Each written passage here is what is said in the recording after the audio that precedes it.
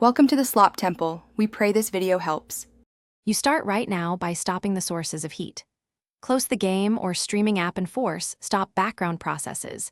This immediately drops CPU load. Once done, lower screen brightness to about 30% and turn off Bluetooth and Wi-Fi if not needed so radios stop heating the device. Remove any protective case to improve airflow and set the phone on a cool, flat surface away from direct sunlight. These first moves cool the hardware fast and prevent further temperature spike. Next, you dig into what keeps the phone hot. Open settings and inspect battery or CPU usage to find the heaviest apps, force close or restrict their background activity. Make sure the OS and apps are updated because patches often fix runaway processes. Clear app cache and uninstall apps you do not use to remove hidden tasks.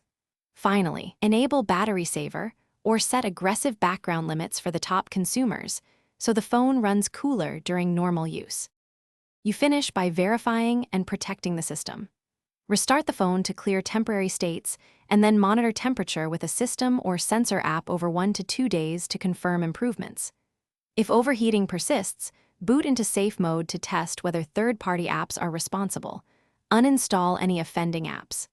As a last resort, back up your data and perform a factory reset to eliminate persistent software faults. Troubleshooting tip: if temps stay high after reset, seek hardware repair. Battery or thermal component issues may be the cause.